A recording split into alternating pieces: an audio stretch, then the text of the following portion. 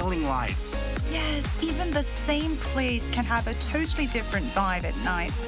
Want to make unforgettable memories? How about traveling to all corners of Korea? Join us next time to explore more about Korean culture.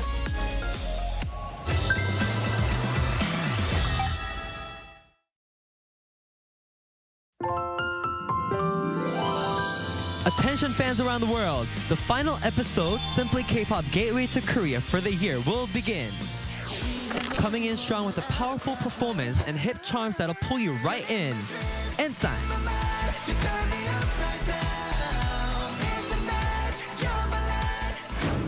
The energy of the youth melted wistfully into the stage. I hope.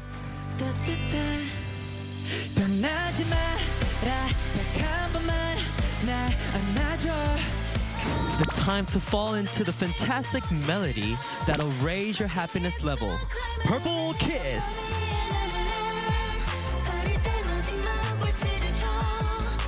A song that'll cool you down like a Christmas present. In this middle of summer, close your eyes.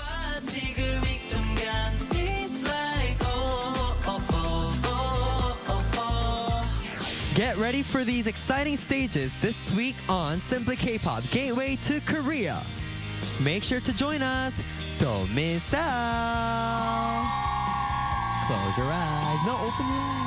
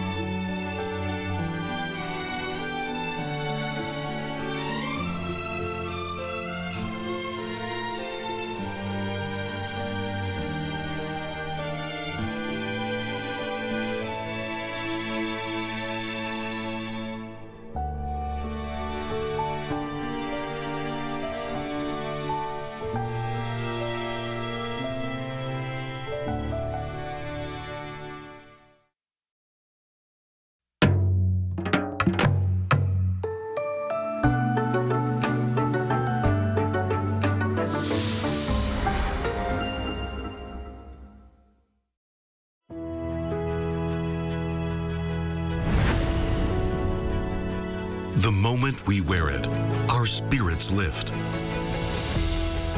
It helps us grow strong in body and in mind. As we wear it, we learn patience and respect. The belt system motivates students to strive harder and continue growing. This uniform shapes movement into grace and turns performance into something thrilling. Now, embraced around the world, Taekwondo shares our culture, philosophy, and values with pride and spirit. Though it may seem simple, this uniform holds your passion and your journey. It belongs to Taekwondo. Wear the extraordinary. Be with Taekwondo.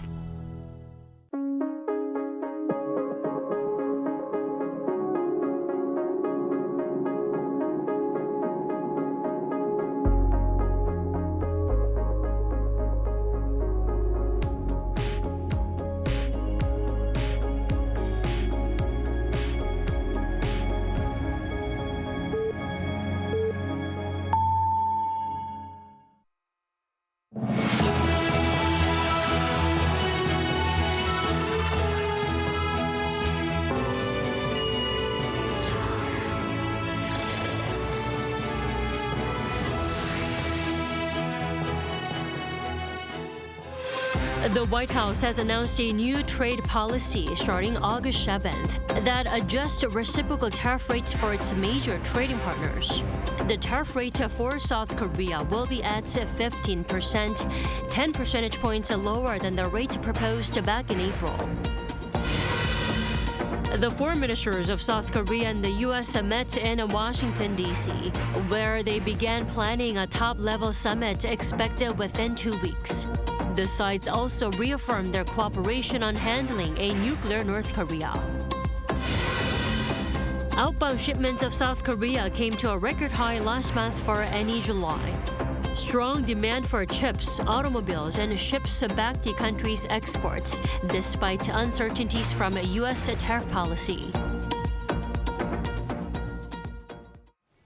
Right before the long-warned of August 1st tariff deadline expires, the Trump administration has finalized new rates for countries around the world, including South Korea, which will now face a 15% tariff rate. Our Park Jun-ah leads us off tonight.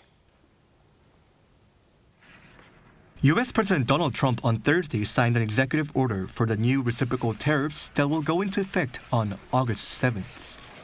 The imposition of new tariffs was pushed back from August 1st to 7th to allow Customs and Border Protection the necessary time to implement the new tariff system. But I do know that the trade team has been working around the clock to try to be in correspondence with as many countries as possible. But if they haven't heard from us yet, they will in the form of a letter or an executive order by midnight tonight. South Korea on Wednesday secured a last-minute deal to lower the reciprocal tariff from 25% to 15%. White House Press Secretary Caroline Leavitt said the agreement allows significant investment for the U.S. and historic market access to American goods. And South Korea will pay a 15% tariff rate, including 15% on autos, while providing historic market access to American goods like autos and rice. Korea will purchase $100 billion in American energy by 2028. And the centerpiece of this deal is that South Korea has agreed to invest $350 billion at the president's direction to revitalize American industry. U.S. Treasury Secretary Scott Bessent, speaking on CNBC, described the agreement between South Korea and the U.S. as a very good one. Bessent said South Korea was a special case because they had an election, a new government. So they were not in the position to fully negotiate. And they presented a very good offer. President Trump moved the offer up a bit, and we reached a very good agreement. On the same day, the White House posted a photo of President Trump with the South Korean U.S. trade delegation to social media, where it called the deal historic. Trump also took to social media to say details on South Korea's investments will be formalized during a visit to the White House by President Lee Jae-myung, set to take place in the next 2 weeks. Park Jun-ah, Arirang News. And South Korea's tariff negotiation team, including Finance Minister Gu Yun-chul and Industry Minister Kim Jong-kwan, returned home Friday evening after trade talks with the U.S. Gu, speaking at Incheon International Airport, said opening the domestic rice market was not on the agenda during talks with the delegation's U.S. counterparts. That comes as Washington reportedly raised the issue once again, prompting Gu to note that such a U.S. announcement needs further analysis. Describing the negotiation process as a war, Gu said he'll come up with strategies based on the talks to actively respond in future detailed negotiations with Washington to eventually arrive at a win-win situation. Following South Korea's tariff deal with the U.S., neighboring and rival manufacturing nations are watching closely. China's South China Morning Post on a Friday spotlighted the Make American Shipbuilding Great Again, a $150 billion investment package led by South Korea. The report said the move gives Washington a chance to revive its shipbuilding sector and counter China's dominance in the industry. And Japan's coverage, meanwhile, zeroed in on the newly imposed 15% tariff on automobiles. Before Section 232 took effect, South Korean cars entered the U.S. tariff-free, while Japanese and EU vehicles face a 2.5% duty. And now the playing field has been leveled, a flat 15% for all exporters. Despite trade uncertainties, South Korea's exports managed to stay in the black in July, coming to a record high for any month of July. Our correspondent Moon Ji-young has this report. South Korea's exports rose for the second consecutive month in July, thanks to robust demand for chips, automobiles, and ships, despite the impact of U.S. tariffs. According to the Ministry of Trade, Industry, and Energy on Friday, the value of exports last month amounted to over $60.8 billion, up nearly 6% compared to the previous year. This marked the highest ever for any July, setting record figures for the second consecutive month. The main contributor to this growth was semiconductors, the country's top export engine. Outbound shipments of chips rose more than 31% year-on-year, setting a record high for any July, backed by an increase in fixed prices of memory chips and strong demand for high-value products such as HBM and DDR5. It seems true that there were movements to pre-secure inventory in areas like semiconductors and bioproducts before tariff impositions. Even if the increase in chip exports was initially due to advanced purchases, the current trend appears to be driven by robust demand, and we expect exports will not suddenly drop. He added that the sector is expected to deliver a strong performance throughout the year on the growth of the AI market, since Korean companies manufacture high-value chips that U.S. firms cannot make. In terms of automobiles, outbound shipments rose nearly 9% thanks to strong performances in the EU, Latin America, and the CIS. But auto exports to the U.S. dropped more than 1%, with shipments of EVs plummeting nearly 98% due to U.S. tariffs. The Trade Ministry says the Korean auto industry avoided the worst-case scenario with Thursday's trade deal between Seoul and Washington, which reduced U.S. tariffs on Korean cars to 15% from 25%, the same rate for cars from Japan and Europe. Ship exports spiked, marking the fifth consecutive month of year-on-year increases, driven by robust demand for high-value ships such as LNG tankers. On the other hand, machinery exports plunged more than 17%, and steel exports dropped nearly 3% due to U.S. tariffs. Regionally, exports to the U.S. went up more than 1%, but it marked the first time, at least since the start of last year, that the country came in third place after China and ASEAN. While exports to the EU, India, and CIS nations rose, those to China dropped 3% on sluggish demand for petrochemical products and wireless communications equipment. Imports grew 0.7% to $54.2 billion, resulting in a trade surplus of $6.61 billion. 문지영, Arirang News. South Korea's Foreign Minister Jo Hyun met with U.S. Secretary of State Marco Rubio in Washington on Thursday local time. Now, this was the first foreign ministerial meeting since the launch of the Lee Jae-myung administration, setting the tone and direction of the bilateral alliance. Our correspondent Oh Seung has the details. Seoul and Washington's top diplomats reaffirmed their cooperation on handling a nuclear North Korea and began planning a top-level summit expected within 2 weeks. On Thursday local time, Foreign Minister Jo Hyun and U.S. Secretary of State Marco Rubio met in Washington, D.C., marking their first official talks since the Lee Jae-myung administration took office in early June. According to their respective officers, the two officials discussed the South Korea-U.S. alliance and broader security issues in the region. Seoul's foreign ministry says they exchanged views on North Korea, agreed on its complete denuclearization, with the two officials deeming it necessary to strengthen cooperation on Pyongyang. They also agreed to enhance trilateral relations with Japan based on the Seoul-Washington alliance. The U.S. State Department's readout further expressed serious concern over North Korea's growing military ties with Russia and said Jo and Rubio both committed to the full implementation of international sanctions against Pyongyang. The statement also positioned trilateral cooperation with Tokyo as deterrence against regional threats, as well as noting the importance of peace and stability across the Taiwan Strait. Jo and Rubio welcomed the sudden conclusion of trade negotiations by finance and trade officials the day before, and pledged to cooperate on supply chains and emerging technologies. In particular, Seoul emphasized a third pillar of the partnership in advanced technologies alongside security and trade cooperation. Given that security issues were not substantially addressed in the trade negotiations as a so-called package deal, continued discussions are expected on alliance modernization. The term refers to adjusting the role and scope of the Korea-US alliance in line with changing strategic conditions and as Washington presses allies to contribute more towards their own security. The summit between Presidents Yi and Trump could serve as a starting point, with a potential 2+2 ministerial meeting to follow. Speaking with reporters after their meeting, the Korean foreign minister said he and Rubio held constructive talks and have started coordinating for the Leaders' Summit. Trump declared the previous day that a meeting would be held within 2 weeks. Separately, Cho requested Washington's support and cooperation for South Korea's hosting of this year's Asia-Pacific Economic Cooperation Forum in October, having sent an invitation to President Trump to attend the leaders' meeting. Rubio responded that he was well aware of this and would actively consider the request. Seoul Light Arirang News. Acting U.S. Ambassador to South Korea Joseph Yun said U.S. President Donald Trump remains deeply interested in the Korean Peninsula during talks in Seoul today with South Korea's Unification Minister Chung Dong-young. When President Trump first came in, I worked under him for about 2 years, so I know for sure he has a lot of interest in the Korean Peninsula.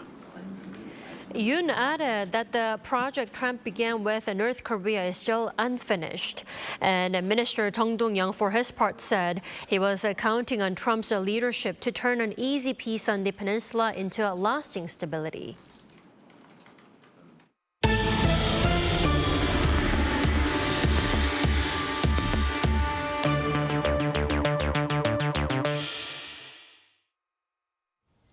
A rare opportunity to explore 100 years of Korean art. The National Museum of Modern and Contemporary Art is now showcasing 2 exhibitions that show the nation's artistic journey from the early 1900s to the 1990s. Our Pyongyang tells us more. 100 years of modern and contemporary Korean art, now in one place. The National Museum of Modern and Contemporary Art in Gwacheon is offering a rare panoramic look at a century of Korean art in an exhibition so large that the museum has separated it into 2 parts, Korean Modern and Contemporary Art 1 and 2. Part 1 covers the early 20th century, a period marked by Korea's rapid modernization, colonial occupation, and national division. Part 2 picks up after the Korean War and traces the evolution of Korean art through post-war reconstruction, industrialization, and democratization. Together, they feature more than 250 key works by over 100 artists, offering a rare panoramic look at a century of Korean art. Visitors say the opportunity to view both exhibitions together is a rewarding experience. I've been waiting for part 2 because I love modern and contemporary art. I actually saw part 1 of the exhibition before, and I really liked how it was divided by time period. It made things easy to follow. Personally, I love the transition from figurative to abstract art during this era, so it was great to see works by artists like Yoo Young-guk and Lee Sung-ja all in one place. Both exhibitions have sections called the Artist Room, dedicated to showcasing works by renowned artists such as Kim Hwan-gi and Yoon Hyung-gun. Another highlight is a section that re-examines under-recognized figures. This section focuses on female modernist artists. These women weren't part of major art groups or ideologies, but rather, they explored their own unique styles. Their works add a rich new layer to the male-dominated history of Korean contemporary and modern art. The exhibition closes with the debut of Sternbow No. 23, a major installation by contemporary artist Lee Bul. Suspended in air with steel, mirror, and film components, the futuristic piece explores themes of technology, the human body, and utopia. There's growing interest in Korean culture both at home and abroad, but not many chances to explore the history of Korean art. We hope this exhibition gives visitors a clear, step-by-step look at how Korean art has evolved over the past century. By presenting parts 1 and 2 side by side, MMCA Gwacheon allows visitors to follow a full arc of Korea's modern artistic transformation, from the days of colonization to modern global expression. The museum says it plans to keep the dual exhibitions running for at least 2 years. Pyongyang, Arirang News. Now, located in the heart of Seoul, Dongdaemun Design Plaza DDP is well known for an iconic light festival which has dazzled fall and winter nights for years. Now, the festival is lighting up summer for the very first time. Our Park Hyo-bin takes us there. As night falls in summer, the carving aluminum surface of Dongdaemun Design Plaza bursts into color, shimmering with wave after wave of vivid digital light. This is the first time media art is being showcased here at Dongdaemun Design Plaza during summer. Amid the tropical night, this is the perfect place to cool off and enjoy art. The first summer edition of Seoul Light DDP expands beyond the iconic structure, turning the surrounding park and the historic Seoul City Wall, a defensive wall built during the Joseon Dynasty, into a stage for immersive storytelling. Cascading visuals resembling waterfalls flow over ancient stone, while nearly 200 drop-shaped LED sculptures change color, creating a vibrant rhythm with the night. The central theme, Textures of Light, unfolds across multiple zones. Visitors are invited to walk along the city's fortress wall and encounter projections, laser shows, and kinetic installations along the way. It's a lot of fun. I like the music. It's loud. It's exciting. Artists from around the world also join the summer edition of Seoul Light DDP. Through pulsing light and sound, a Polish art team transforms invisible algorithms into an experience that feels like a peek into the future. The installation you see behind me, it's called Flux. It's done by our studio that is called Sawery Komputery. We're from Poland, and we're grateful to be here. Thank you for inviting us to Korea. It's always a nice time to be here. One of the standout moments from the opening ceremony is a hanbok fashion show, where traditional Korean garments are reimagined through light. The fashion show blends tradition with innovation as models and contemporary hanbok walk through radiant displays of media art. Since 2019, Seoul Light DDP has attracted over 1 million visitors annually and earned global acclaim, most recently sweeping the top 3 international design awards. The summer edition runs nightly from 8 to 10 p.m. through August 10th. As the city swelters, this luminous escape offers a breath of visual cool. Park Hyo-bin, Arirang News.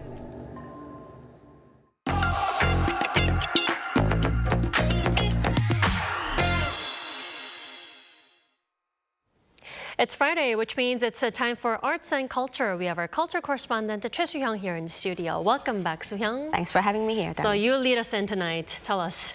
Yes, Dami. Currently, Korean shamanism is becoming a key part of K-content, and you can see this in many works, just like such as the Netflix original animation, K-pop Demon Hunters, and Exhuma in last year. Right. Yeah, it is also growing a huge interest in Korean shamanism. So I took a closer look at why it's so popular and how shamanism has become a main part of new K-content. Set in South Korea, K-pop Demon Hunters follows a popular girl group that protects the human world from evil spirits while uncovering a boy group of Grim Reapers known as 저승사자. The Netflix original animation has become the most viewed original animated movie ever, with his soundtrack also topping the Billboard single charts. Last year, the Korean film Exhuma drew an audience of over 10 million at home and became a hit in Asia and North America, fueled by themes such as feng shui and shamanic rituals. Today, one of the hottest themes in K-content is K-shamanism, or K-busok in Korean, a traditional belief system incorporating rituals, divination, and faith in spirits and deities. With 1,000 years of history, Korean shamanism is a folk tradition where shamans, or budang, guide people by praying for good fortune and driving away misfortune. Shamanism exists in many parts of the world, but in Korea, it is unique because of the strong role of budang. Their traditional music, costumes, and performances have deeply influenced Korean folk arts, giving Korean shamanism a distinct cultural and artistic character. Unlike the Western view that defines the human world as good and the spirit world as evil, Korean shamanism sees shamans as mediators between the two, a belief that gives K-busok its unique power. Western occult stories focus on exorcists, while K-pop Demon Hunters shows a more Eastern view. Luni, a half-hunter spirit, and Chinu, a Grim Reaper, reveal human qualities, moving beyond the simple divide of good and evil. Even Hollywood now borrows from Asian values, avoiding absolute dualism, showing how Eastern philosophy is shaping occult content. Korean shamanism's power as a cult content comes from its cultural freshness rather than religion. Korea is not tied to a single religion, allowing shamanism to keep its own identity alongside others. Unlike Japan, where cultural images were long ago exhausted by Japonism, Korea's shamanism remains fresh, offering untapped images that enrich today's content. K-muso content is diversifying and becoming a key icon of K-culture with growing potential. Well, I myself am a Korean and I'm quite familiar with Korean shamanism, but for our viewers who may not be too familiar with the idea, could you tell us more in detail? Yeah, of course, Tammy. First, Korean shamanism is a traditional folk belief where shaman or mudang in Korean mediate and connect between humans and spirits. Tracing back to ancient rituals honoring heavenly gods by leaders, it is considered a national faith that honors nature, spirits, local deities, and ancestors, leaving a strong cultural legacy. As Professor Kim mentioned earlier, in Western society, ghosts are often seen as evil beings that must be driven out of the human world. But in Korean shamanism, shaped by the sentiment of Han, a feeling of resentment and sorrow, shamans comfort spirits, ease their pain, and guide them peacefully to the heavens, acting as a bridge between people and divine. As seen in the film Exhuma, the colorful and dynamic Gut ritual ceremony with loud music, dancing, and even night performances as one of the most important cultural traditions of Korean shamanism, offering spirits a joyful send-off. You know, I do have to mention, in K-pop Demon Hunters, you know, Jinu is supposed to be evil, but he's not scary at all, or ghostly, right?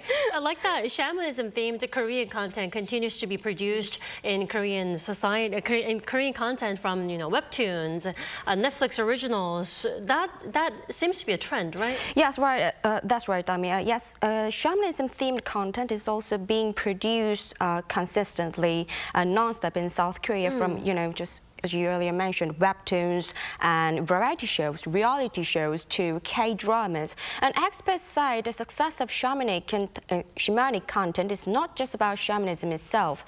They point to Korea's positive global image, strong national brand, unique traditions, democracy, creative storytelling, and competitive cultural industry as factors that all work together. He added that as long as we keep embracing diversity and creating fan-centered content, it will continue, but we must keep exploring what makes Korea unique. He said that to keep Korean culture fresh, more diverse K-content is needed, content that carries a Korean touch while appealing to global tastes. Indeed, Soo-hyung, thank you so much for that interesting coverage tonight. Thanks, my pleasure.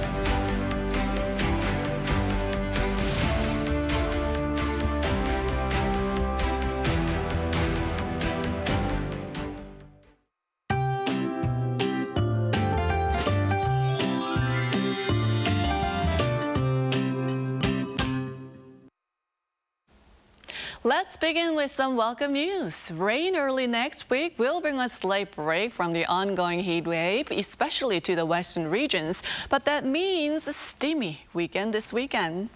This morning, Seoul once again broke the record for the most tropical nights in the month of July, with 23 sweaty nights. And of course, August is starting off under sweltering heat as well. Meanwhile, some parts of Gangwon-do province have seen those warnings downgraded or even lifted, including in Taebaek. But the rest of the country will sleep in the heat. Seoul begins the day at 27 degrees tomorrow. Chuncheon will start off the day at 24 degrees. Then by the afternoon, Seoul will climb to 35 degrees Celsius. Chuncheon and Jeju topping out at 34 degrees, along with very strong UV levels. Expect some scattered showers in parts of Gyeonggi-do and Gangwon-do provinces tomorrow. And until that rain relief comes, take care in this extreme heat. That's Korea for you, and here's a look at the international weather conditions.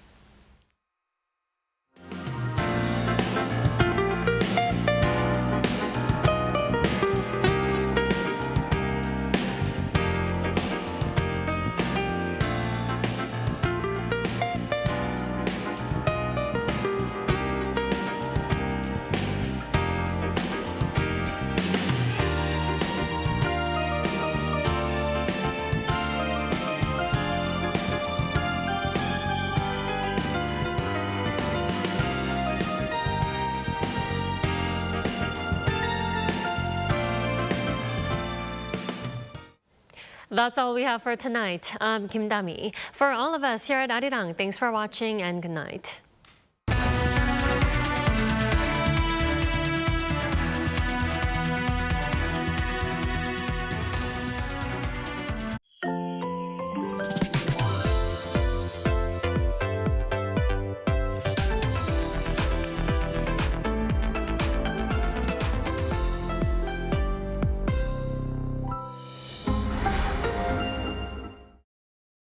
그날은 역사 속 사건이 아니다. 두려움 앞에 멈추지 않는 태도이며 포기하지 않고 나아가려는 마음이다. 그것이 지금 우리의 자세이고 모두가 기억해야 할 광복이다. 두려움에 맞서는 포기하지 않는 용기. 광복 80년. 과거가 아닌 내일을 여는 희망찬 시작. 빛나는 발걸음. 새로운 길. 광복 80년.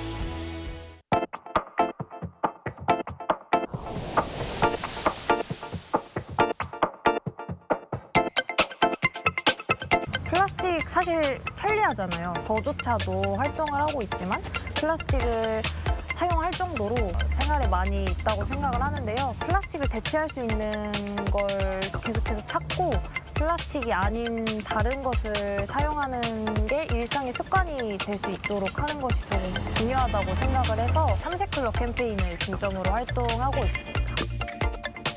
저희는 HDP랑 PP라는 두 가지 재질의 플라스틱을 모으고 있습니다. 보통 음식료에 사용되기 때문에 배달용기나 이런 곳에서 많이 볼 수 있고, 그리고 두 번째로는 저희가 업사이클 가공을 할 때 가장 유독물질이 덜 나오는 물질이기 때문입니다. 플라스틱을 많이 모으고 많이 제작하는 것이 목적이 아니다 보니까 저희는 시민분들한테 플라스틱 기부받고 리워드를 드리는 게 아니라 모아주신 플라스틱이 이렇게 재활용됐다는 걸 알리기 위해서 하는 프로젝트여가지고 이걸 약간 기부가 아닌 돌려드리는 개념으로 지금 하는 규칙을 사용하고 있는 것 같습니다.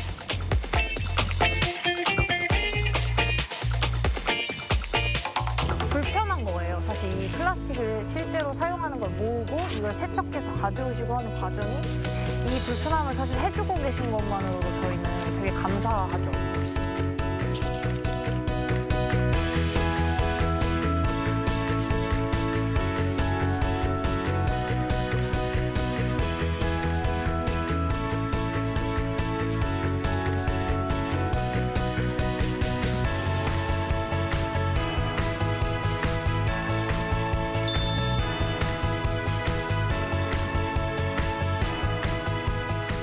나아가서 플라스틱을 사용하지 않을 수 있는 방법을 내는 것이 저희의 숙제이고요.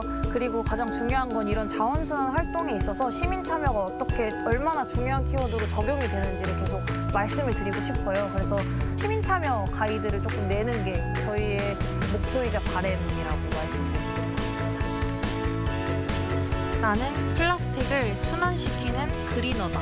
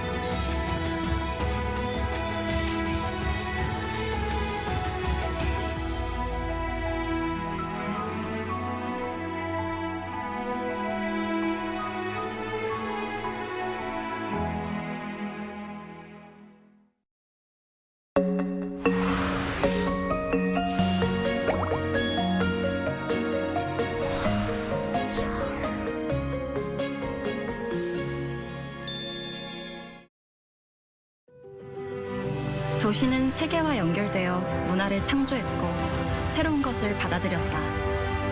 함께여서 우리는 더 자유롭고 더 멀리 갈 수 있어. 닫힌 문이 아니라 열린 질문으로. 나에게 에이펙은 자유, 융합, 국제성, 다양성, 포용, 개발. 신라의 정신이 에이펙 2025로 이어집니다.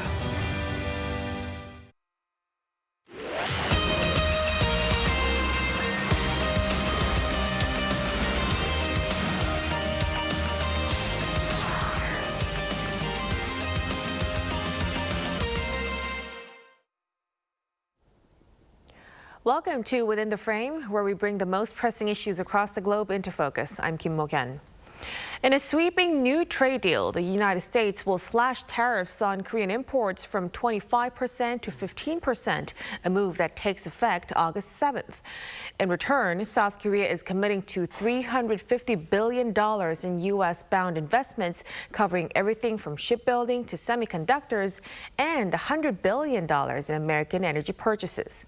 The agreement ends weeks of uncertainty and marks the first major economic accord under the President Lee Jae-myung administration, and he framed the deal as a turning point for Korean exporters and the broader alliance. 한미 관세 협상이 최종 타결됐습니다. 이번 협상으로 통상 환경의 불확실성이 상당 부분 해소됐다고 평가됩니다.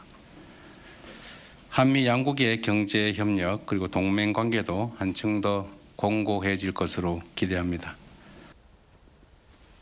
Now, with a summit expected within 2 weeks, we look at what this deal reveals about the new trade order and what it signals for diplomacy going forward. And for this, we are joined in the studio by Min Jung-hoon, professor at the Korean National Diplomatic Academy. A big welcome. Good evening.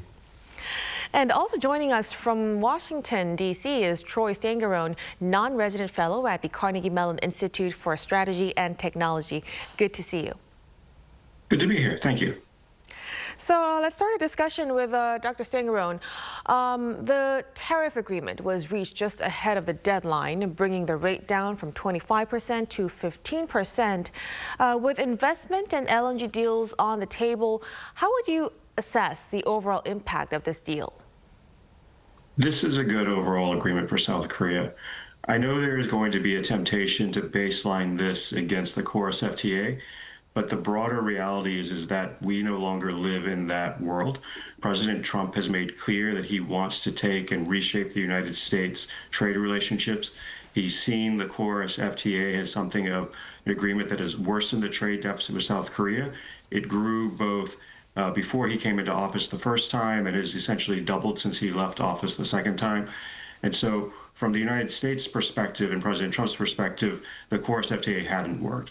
So when we look at this overall agreement, I think the key objective for South Korea's negotiators was to make sure that they maintained competitiveness with the European Union and Japan. And once Japan had set its deal, in essence, the baseline terms of any agreement had been set. And Korea, in essence, was able to secure a similar deal to what Japan and the EU put on the table. So while this is not necessarily as good of terms as Korea had under the KORUS FTA, given the new broader trade environment that we live in, this is a good agreement for South Korea. Right. So the trade environment definitely has changed, and it seems like we have maintained competitiveness in the latest deal. Now, the latest deal for South Korea, Professor Min, has been tested as a major test for the Lee Jae-myung administration's pragmatic diplomacy. So, given that the deal has been held right up to the final hours, I wonder what did you make of the latest agreement? Yeah, so basically I think South Korea did a good job in terms of, most importantly, protecting its economic interests in American markets and maintaining favorable relations with the U.S. As you know, U.S. is number one ally and friend of South Korea in the global security arena. And the deal will also contribute to enhancing the South Korea-U.S. economic cooperation and overall strengthening the ARC-U.S. alliance. And specifically through the deal, South Korea could eliminate uncertainty in the export environment and secure that South Korean companies can compete equally with their competitors in the American market. And in addition, the $350 billion investment fund will solidify the foundation for strategic industrial cooperation between South Korea and U.S. And the strategic industrial cooperation would be the engine for the future growth of South Korea and industry and the economy overall. And the fund will play a significant role in facilitating the active entry of South Korean companies into the U.S. industrial market, where South Korea has strengths like shipbuilding, semiconductors, secondary batteries, and biotechnology and energy. And more specifically, $150 billion will be solely used to shipbuilding cooperation, and it will greatly support South Korean companies' entry into the U.S. shipping industry. It is kind of opening a new market for the shipbuilding industry of South Korea. So the deal is the result of the convergence of the U.S. interest in rebuilding its manufacturing sector and South Korea's commitment to enhancing the competitiveness of its companies in the U.S. market. So I think it's like the winning negotiation that is beneficial for both countries. So it is expected that it will further strengthen industrial cooperation between South Korea and U.S. and solidify the ARC-U.S. alliance. It's important. Right, so it's symbolic in terms of economy and also diplomacy as well. Now, interestingly, the latest deal was wrapped up before the scheduled 2+2 ministerial meeting. Dr. Stangerone, what do you think pushed both sides to seal this early? And what part of South Korea's offer do you think was most appealed for Washington? Well, we saw with the original July 9th deadline that had been extended, but the Trump administration had been making clear that there wouldn't be a further extension. There had been some discussion that even if the tariffs were put in place, that negotiations could continue. But I think from the Korean side's perspective, it was important to try and get this done before any new tariffs were put in place, even if you could have additional negotiations. And from the U.S. side, I think the administration wanted to continue building on the momentum from the deals with Japan and the EU to show they could achieve these agreements and try to take and push other trade partners, such as India, into taking and reaching a deal, which they weren't able to do. Now, in terms of what were the key aspects of this deal, with the tariffs that were going to be in place, even at 15%, there's still not a certainty that the United States would have seen the type of investment President Trump wanted on manufacturing. And so I think that's why this fund to invest in manufacturing in the U.S. that we originally saw in the Japan deal, that was in the EU deal, is now in the Korea deal, was the key component. And within that context, I think Korea had a real advantage here. We saw with Japan that there was a reference to shipbuilding, but there's been much more detail. We know that specifically $150 billion is going to go into shipbuilding from Korea and the United States. And that actually makes a lot of sense in terms of the broader strategic picture. The United States shipbuilding industry has essentially withered over the last few decades. There were less than 10 ships, both on the naval and the commercial side, produced last year. And at the same time, Korea is the second largest ship producer in the world behind China. It accounts for about 30% of overall ship production. And so there was a real match to be made here. You know, Japan has a shipbuilding industry, but it doesn't have one of the scale and the capacity that Korea does. And so this was really sort of Korea's ace card to try and seal a deal. And it seems as though after you saw OMB chair vote go to the Philly shipyard with Navy Secretary Flem, that once President Trump talked to them, he was comfortable to sign off on the deal, knowing what Korea's commitment was on the shipbuilding side. Right. So it really looks like shipbuilding was one of the key factors that was able to seal the deal. In fact, South Korea side, as for South Korea, the presidential office has also emphasized that the expansion of the shipbuilding sector was a standout win. Professor Min, do you agree with this? Yeah. And also, Jose. I also want to ask, could you explain for us the potential gains of this agreement in the shipbuilding industry? Okay, yes, and I also agree that Seoul's comprehensive proposal for shipbuilding industry cooperation with Washington played the central role in reaching the trade deal between the two countries. During the trade negotiations, South Korea proposed a large-scale cooperation project called the MESCA, Make American Shipbuilding Great Again, considering that the Trump government want to rebuild its shipbuilding industry in the face of China's overwhelming capacity in the sector.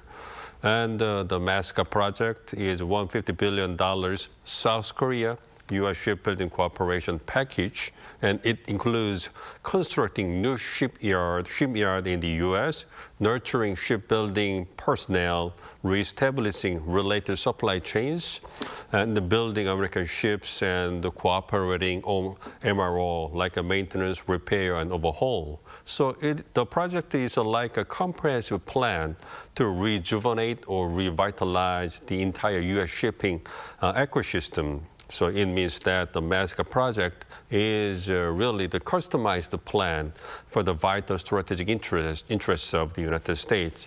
And meanwhile, the project will also function for the South Korea side because it is based on the needs of South Korean companies in the shipbuilding industry.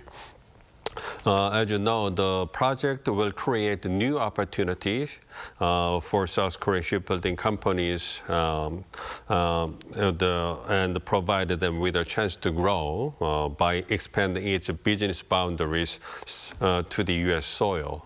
And it is known that President Trump highly assessed South Korean shipbuilding industry's capabilities and requested South Korea to ensure that shipbuilding efforts in the U.S. will proceed as quickly as possible. So taken together, enhancing cooperation in the shipbuilding industry reflects both countries' interests, and there is no doubt that MESCA's project contributes the most to reach the trade deal between the countries.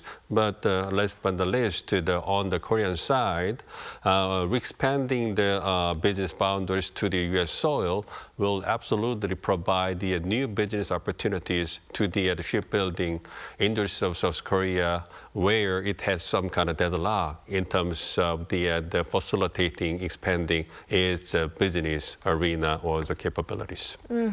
So it looks like a lot of benefits will be drawn out from the latest agreement. Now, let's also turn to the investment side. The U.S. Commerce Secretary Howard Lutnick claimed that 90% of the $350 billion funds returns will go to Americans, but South Korea's presidential office pushed back. Dr. Sang-Ron, how should we interpret this gap in perception between the two governments? When the fund in Japan was first announced, there was this same difference in perspective. We saw this with the EU fund as well. I think this is where there is a saying going back to the first Trump administration that you should not take President Trump literally, but seriously. That, you know, even though this is Lutnick saying this, we saw the same comments from President Trump, that's the context we should put this in. That Right now, what the Trump administration is trying to do is to present a win to the United States and to their base. And so in the context of this, they're basically overselling the details. We shouldn't be surprised by that. This is sort of standard procedure with this administration. And we saw, Japan has pushed back on this idea of the details. The EU has pushed back. And so I think at the end of the day, what we've seen in terms of what's been put out by the Korean government, it's in line with what we saw from Japan. It's in line with what we saw from the EU, that, one, this is going to be a combination of investment directly, loan guarantees and credits, that this will be done based on, in essence, what is in the best interest of Korean companies. And we saw in the Korean context, they said, this 90% issue, that really what this is the potential for reinvestment of profits in the United States. It's not money going back to the United States. So I think the details on the Trump administration side are often sort of glossed over and polished up to look as good as possible. But at the end of the day, the hard details are probably much more in line with what we've seen from the Korean government. Right. So we'll have to keep close tabs on how the details will come out. Now, as for Korea domestically, the biggest concern was agriculture sector, Professor Min. But Korea successfully avoided further opening its rice and beef markets. Do you think this could be seen as a key defensive win in terms of food security and farmer protections? Yes, absolutely. I agree with the point of view about the protecting the agricultural and livestock industry.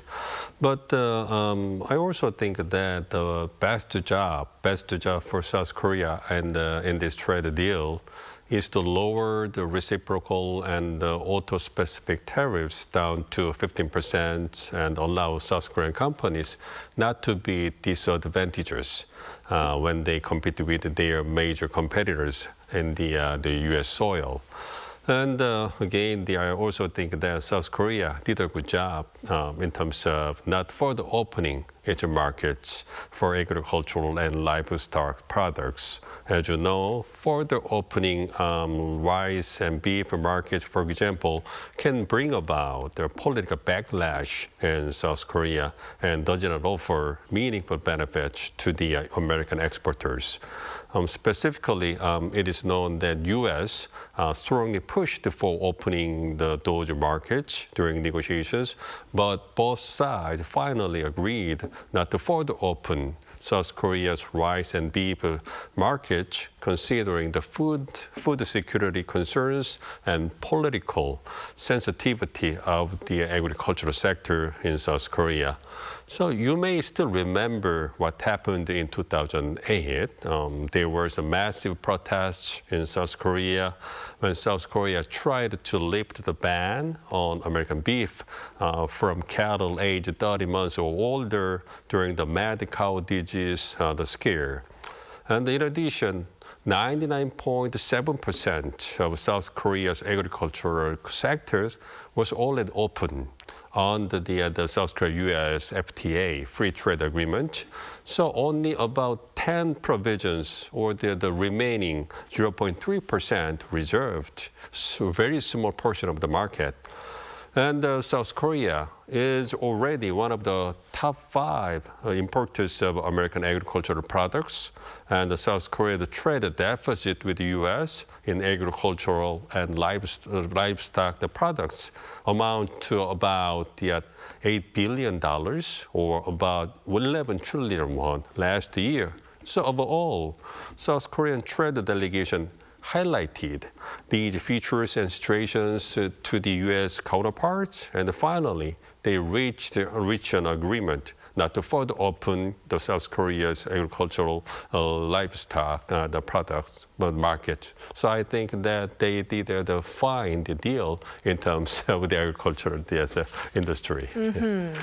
So alongside this agricultural deal, as Professor Min has mentioned, the automotive sector, the deal on that, where South Korea aimed for a 12.5% rate but settled at 15%, was also one of the key accomplishments. Dr. Stangerone, how does this do you think this erodes Korea's FTA advantage, and what do you think is the likely impact on Korean auto exports? Well, on a nominal sense, yes, because in essence, both Japan and the EU on any exports to the United States faced a 2.5% tariff prior to the Liberation Day tariff by President Trump being put in place.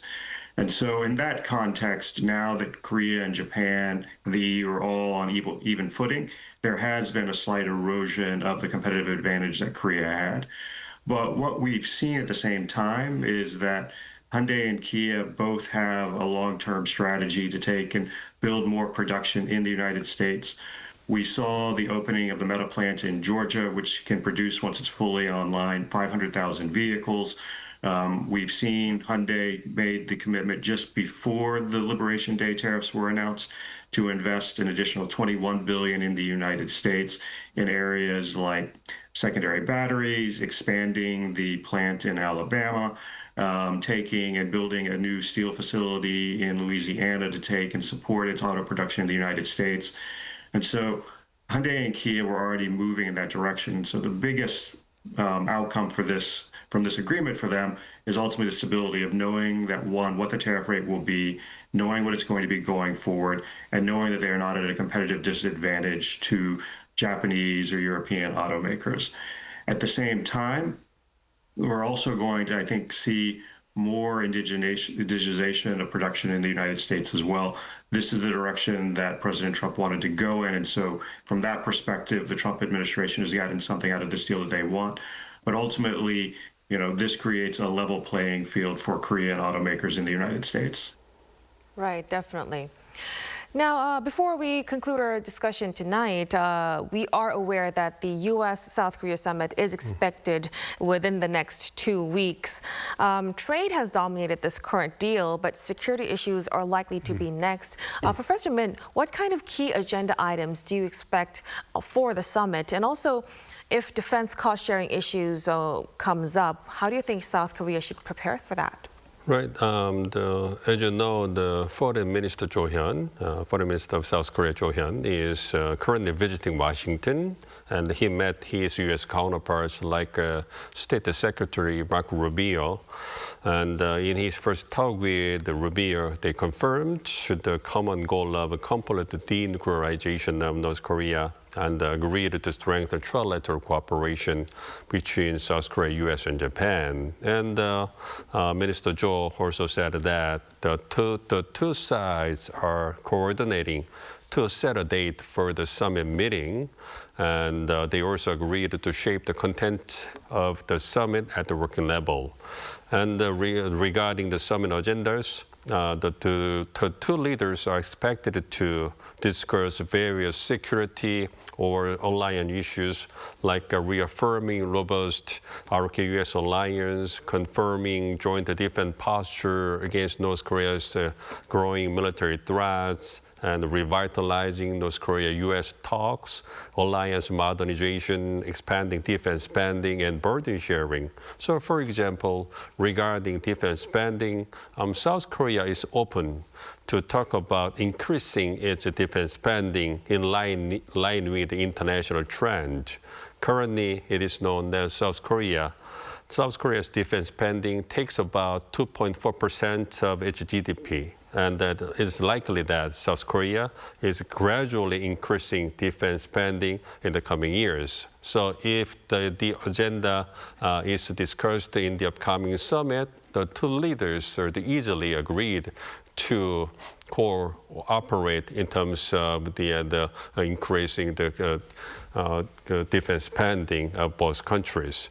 And meanwhile, concerning burden sharing, we can see a little bit different opinions about the matter between the two countries. South Korea want to observe the results of the Special Measures Agreement, SMA, negotiation last year.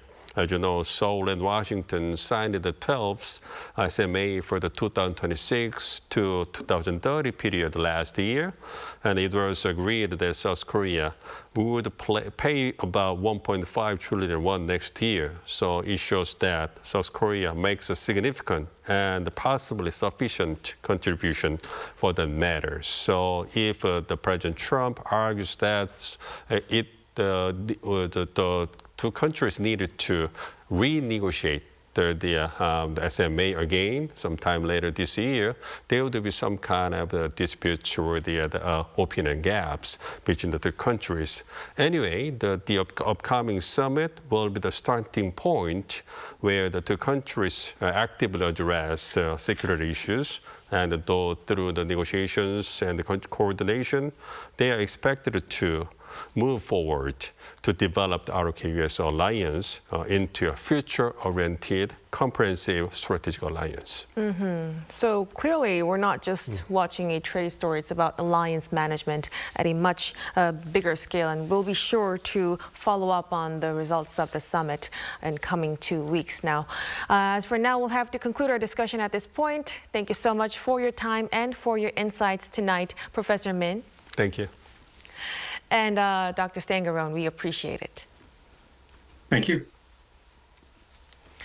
And that'll be all from us on Within the Frame. Be sure to tune in again next time as we continue to explore the stories that matter.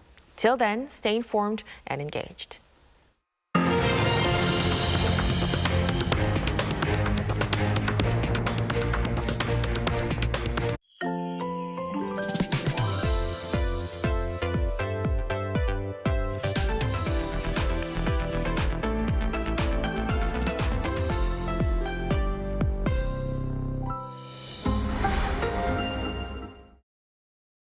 Arirang TV is conducting an overseas TV viewer survey to provide you with a better global broadcast service. Share your